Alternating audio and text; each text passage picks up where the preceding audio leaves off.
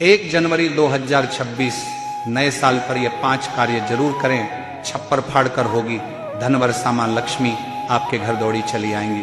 श्री शिवाय नमस्तुभ्यम महाराज। जैसा कि आप सभी जानते हैं कि साल 2026 की शुरुआत कुछ ही दिनों में होने वाली है। ऐसे में जो भी व्यक्ति नए साल पर हमारे बताए गए इन कार्यों को करता है तो यकीन मानिए आने वाला यह नया साल आपके लिए बहुत अधिक महत्वपूर्ण होने वाला है। आपके जीवन से जो दुख और परेशानियां हैं वह सभी समाप्त होने वाली है। और भक्तों, जो भी व्यक्ति इन 5 कार्यों को आने वाले इस नए साल में करेगा तो यकीन मानिए आपके जीवन में फिर कभी धन धान्य की समस्या नहीं होगी। तो चलिए भक्तों, जानते हैं उन विशेष कार्यों के बारे में। लेकिन उससे पहले यदि आपको यह जानकारी उचित लगे तो वीडियो को लाइक करें, चैनल को तब सब्सक्राइब करें और कमेंट में ओम नमः शिवाय या जय मां लक्ष्मी जरूर लिखें। तो देखिए भक्तों, सबसे पहले तो आपके घर में जो मंदिर होता है तो आपको अपने घर के मंदिर में प्रतिदिन 1 लोटा जल भर करके अवश्य ही रखना है। आप चाहे कोई सा भी छोटा सा पात्र लेकर के उसमें जल भर कर रख सकते हैं। तो भक्तों, आप प्रतिदिन चाहे कुछ कर सके या ना कर सके, लेकिन आपको अपने पूजा में दिन में 1 लोटा जल भर करके अवश्य ही रखना है। क्योंकि जिन घरों के मंदिर में 1 लोटा जल भर करके नहीं रखा जाता है तो ऐसे घरों में अकाल की स्थिति उत्पन्न होने लगती है। इसी के साथ भक्तों, जो पूजा मंदिर में दीपक होता है, चाहे वो पीतल का हो, तांबे का हो या मिट्टी का हो, उसे आपको प्रतिदिन जल से धो करके ही उसमें दिया बाती करना चाहिए। और जो दीपक तुलसी के वहां जलाया जाता है उसे आपको रोज धोने की आवश्यकता नहीं है, केवल आप साफ करके उसमें पुनः दीपक जला सकते हैं। इसी के साथ भक्तों, अगला जो कार्य है वह आपको करना है कि प्रतिदिन आपको अपने पूजा मंदिर में दिया बाती अवश्य ही करना है। देखिए भक्तों, जो सुबह शाम दिया बाती किया जाता है उसमें भी जो शाम का दिया बाती होता है उसका बहुत अधिक महत्व होता है। अब देखिए भक्तों, यहाँ पर कई भक्तों का सवाल रहता है कि गुरुजी, घर के मंदिर के अलावा और किस स्थान पर दिया बाती करना सबसे अच्छा माना जाता है? तो देखिए भक्तों, सबसे पहले तो पूजा घर मंदिर में दिया बाती करना सबसे अच्छा माना जाता है। इसके बाद तुलसी के क्यारे के वहां भी प्रतिदिन दीपदान जरूर ही करना चाहिए। और साथ ही प्रतिदिन आपको अपने मुख्य द्वार पर भी किसी भी तरफ एक दीपक अवश्य ही प्रज्वलित करना चाहिए। अब भक्तों, अगला जो कार्य है इसे भी घर की प्रत्येक माताओं बहनों को अवश्य ही करना चाहिए। तो देखिए भक्तों, इसके लिए आपको प्रतिदिन सुबह उठ करके और फिर अपने रसोई घर में जाना है और वहां से एक तांबे के पात्र में जल भरना है और इस जल को आपको अपने मुख्य द्वार पर प्रतिदिन छिड़कना चाहिए। अब भक्तों, यहाँ छिड़कने का महत्व बताया गया है, क्योंकि कई लोग अपने मुख्य द्वार को सुबह सुबह धो देते हैं तो उसका महत्व नहीं होता है। क्योंकि जब हम ऐसा करते हैं तो इससे हमारे पितृ भी प्रसन्न होते हैं। मान लीजिए यदि आपके ऊपर पितृदोष है, आपके पितृ आपसे नाराज है और यदि आप प्रतिदिन अपने मुख्य द्वार पर जल छिड़कना प्रारंभ कर देते हैं तो इससे आपके पितृ जो है वो आपसे प्रसन्न होने लगते हैं और जीवन की जो दुख और परेशानियां हैं वो बद होने लगती है। क्योंकि हमारे जीवन में जो दुख और परेशानियां आती है उनका एक कारण हमारे पितृ ही होते हैं। इसीलिए यदि पितृ प्रसन्न तो जीवन की सारी बाधाएं ऐसे ही दूर होने लगती है। तो आपको प्रतिदिन सुबह उठ करके यह नियम बनाना है कि अपने रसोई घर से 1 लोटा जल लेना है और उस जल को आपको अपने मुख्य द्वार पर प्रतिदिन छिड़कना है। इसके बाद भक्तों, आपको अगला कार्य करना है कि अपने घर पर जाले नहीं लगने देना है। क्योंकि भक्तों, आपने देखा होगा कि जो मकड़ियां होती हैं वो जाले बनाने लगती हैं। तो आपको विशेष ध्यान रखना है कि मकड़ियों के जाले आपको अपने घर पर नहीं रहने देना है। आप निरंतर अपने घर की सफाई करते रहें, क्योंकि यदि आप अपने घर में जाले रखेंगे तो आप फिर उसी जाल में फंस करके रह जाएंगे और जीवन में फिर आप सफलता हासिल भी नहीं कर पाएंगे।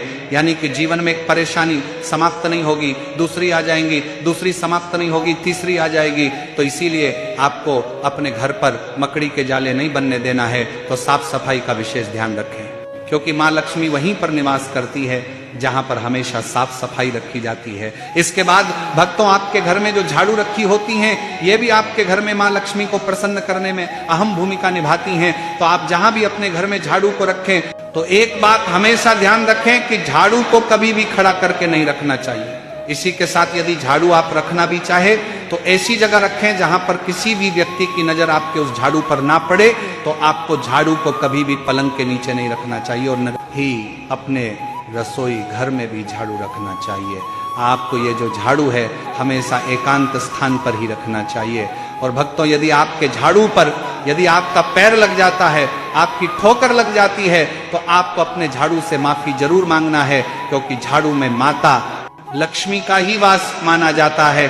तो आपको झाड़ू का पूर्ण रूप से सम्मान करना चाहिए। इसी के साथ भक्तों, आने वाले इस नए साल पर आप सभी अपने घर के दरवाजे पर स्वास्तिक बना सकते हैं। आप चाहे 1 या 2 स्वास्तिक अपने मुख्य द्वार पर बना सकते हैं, और ये स्वास्तिक आपको रोली या फिर कुमकुम से ही बनाने हैं। तो भक्तों, आने वाले इस नए साल पर आपको अपने मुख्य द्वार पर 2 स्वास्तिक का निर्माण अवश्य ही करना है, ताकि आपके घर में हमेशा सकारात्मक ऊर्जा प्रवेश करे और आने वाला ये नया साल आपके लिए अपार खुशियां लेकर के आ सके। इसके बाद भक्तों, अगला कार्य जो कि है, जब सुबह का समय होता है, यानी कि जब भी आप उठते हैं ब्रह्म मुहूर्त में या 7-8 बजे तक, तो सुबह के समय में आपको भगवान के भजन अवश्य ही लगा कर रखना है। आप चाहे तो अपने मोबाइल में, चाहे तो टीवी में भी लगा कर रख सकते हैं, क्योंकि इससे वातावरण सकारात्मक होता है और जो हमारे सुबह की शुरुआत होती है वो भी भजन से ही होती है, जिससे कि हमारा पूरा दिन यहाँ पर अच्छा निकलता है। इसी के साथ भक्तों, नया साल आने वाला है, तो ऐसे में आपको कभी भी अपने घर पर कबाड़ इकट्ठा नहीं करना है, और कबाड़ रखा भी हुआ है तो उसे आपको बाहर कर देना है, क्योंकि कई बार हमारे जो काम की वस्तुएं नहीं होती, उन्हें हम अपने घर की छत पर या किसी भी स्थान पर पटक देते हैं, तो हमें कबाड़ इकट्ठा नहीं करना, इस बात का भी आपको ध्यान रखना है। इसके बाद भक्तों, आपको अगला जो कार्य करना है, जो कि है गाय के उपले या जो कंडा होता है, उसकी धुनी आपको जरूर लगानी चाहिए। आप महीने में 1 या 2 बार ये कार्य अवश्य ही करें, और आने वाले इस नए साल पर भी आपको इसकी धुनी अवश्य लगानी है। धुनी आप गूगल या लोबान की कर सकते हैं, ये कार्य भी बहुत ही अच्छा माना जाता है। इसके बाद भक्तों, माताओं बहनों को एक विशेष बात का ध्यान रखना है कि उन्हें कभी भी रात के जो झूठे बर्तन होते हैं, उन्हें बिना धोए कभी भी नहीं सोना चाहिए, क्योंकि ऐसा करना सही नहीं माना जाता है, और इससे आपके घर में बुरी शक्तियां प्रवेश करने लगती है। तो इसीलिए आपको रात्रि के या शाम के बर्तन धोकर ही सोना चाहिए, क्योंकि सुबह के तो आप धो ही लेते हैं, पर रात्रि के आपको धोकर ही सोना चाहिए। तो इस नियम का भी आपको पालन करना है। इसके बाद भक्तों, अब हम बात करते हैं भोजन की। तो भक्तों, जो भोजन है, इसे कभी भी आपको पलंग पर बैठ करके नहीं करना चाहिए। तो चाहे आप कोई भी चीज खाने बैठे तो पलंग पर लेकर के उसे नहीं खाना है, वरना फिर आपको बुरे सपने आना शुरू हो जाएंगे और फिर इसके जिम्मेदार आप स्वयं ही रहेंगे। इसीलिए बिस्तर पर बैठकर भोजन न करें, जमीन पर आसन लगाकर ही आपको भोजन करना चाहिए। इसके बाद भक्तों, जब भी आप अपने भोजन की थाली को लेकर के बैठते हैं या भोजन करने के बाद उसे रखने जाते हैं, तो उस थाली को आपको कभी भी अपने एक हाथ से नहीं पकड़ना चाहिए, हमेशा दोनों हाथों से ही उस थाली को पकड़ना चाहिए। इसी के साथ भक्तों, कभी भी अपने भोजन की थाली में जूठा नहीं छोड़ना चाहिए। जितना भोजन आपको खाना है उतना ही आपको लेना चाहिए, और कभी भी भोजन की थाली में हाथ नहीं धोना चाहिए। तो इस विशेष बात का भी आपको ध्यान रखना है। इसी के साथ भक्तों, आपको अपना जो मुख्य द्वार होता है, प्रवेश द्वार होता है, उसे हमेशा आपको साफ सुथरा रखना है, क्योंकि आपके मुख्य द्वार से ही सकारात्मक ऊर्जा और नकारात्मक ऊर्जाएं प्रवेश करती है। इसीलिए मुख्य द्वार को हमेशा साफ रखें। इसी के साथ आपको मुख्य द्वार को 24 घंटे में एक बार जरूर धोना चाहिए, और प्रतिदिन मुख्य द्वार पर आपको सुबह के समय झाड़ू अवश्य ही लगाना चाहिए, और प्रतिदिन आपको अपने मुख्य द्वार पर जल भी अवश्य ही छिड़कना चाहिए सुबह के समय में। तो इस बात का भी आपको विशेष रूप से ध्यान रखना चाहिए।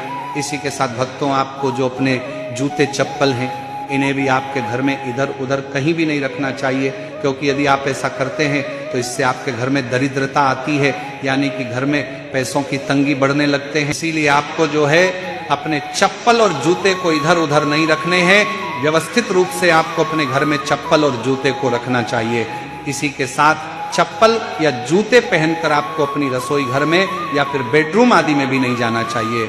अब कुछ लोग कहेंगे कि हम तो अपने घर की ही चप्पल पहनते हैं, तो घर की चप्पल हो या बाहर की हो, चप्पल चप्पल ही होती है। इसलिए रसोई घर में भी चप्पल का प्रयोग ना करें। आप मोजे पहनकर अपने घर में घूम सकते हैं, लेकिन चप्पल पहनकर नहीं घूमना चाहिए, इसे अच्छा नहीं माना जाता है।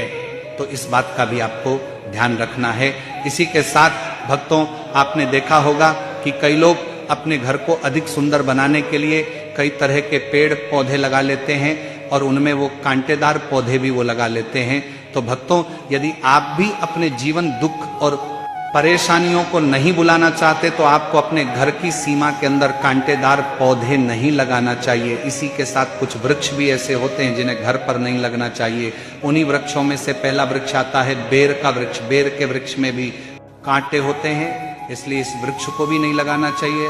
इसके बाद में केला भी जो है घर के अंदर नहीं लगाया जाता है, घर के बाहर लगा सकते हैं पर घर के अंदर नहीं लगा सकते हैं। इसके बाद अनार का भी एक ऐसा पेड़ होता है जो कि घर में नहीं लगाया जाता। हालांकि आप लोग लगाते हो वो एक अलग बात है, पर जो नियम और शास्त्र कहते हैं वो ऐसा करने से मना करते हैं। तो केला, बेर और अनार घर में नहीं लगाने चाहिए।